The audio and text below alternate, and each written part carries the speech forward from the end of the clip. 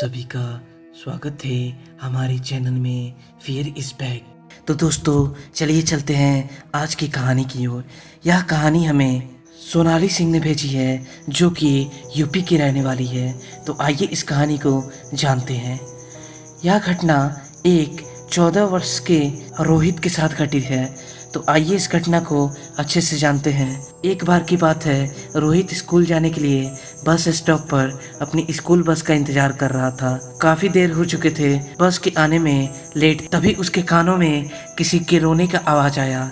उसने इधर उधर देखा तो बगल में बेंच पे एक बूढ़ी औरत बैठकर रो रही थी। उसने उससे जाकर पूछा कि अम्मा क्या हुआ, क्यों रो रही हो, यह लो पानी पी लो।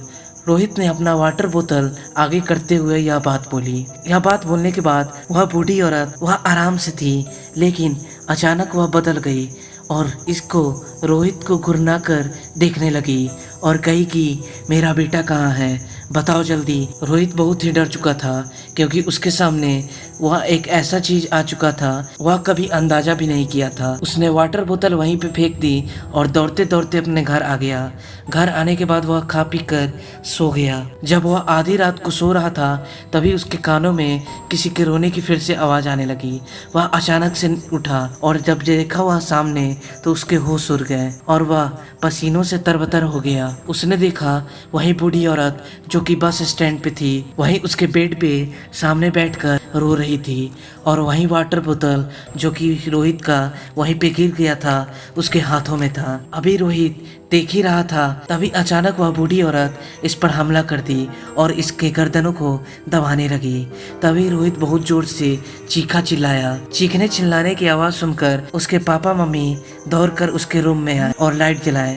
लाइट जलाते ही वहां पर कोई नहीं था और रोहित आंख बंद करके चिल्ला रहा था। जब उसने सब कुछ बताया तो उसके पापा मम्मी को लगा कि यह शायद बुरा सपना देख लिया है। उसके बाद रोहित अपने पापा मम्मी के साथ ही सोया और उसके बाद से आज तक ऐसा कुछ नहीं हुआ।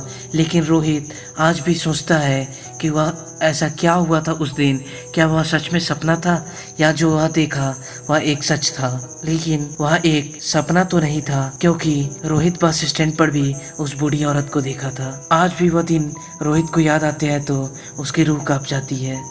तो दोस्तों यह थी सोनाली सिंह की द्वारा भेजी हुई एक सच्ची घटना। अब हम फिर मिलते हैं अपनी एक अगली सच्ची घटना के साथ। धन्यवाद।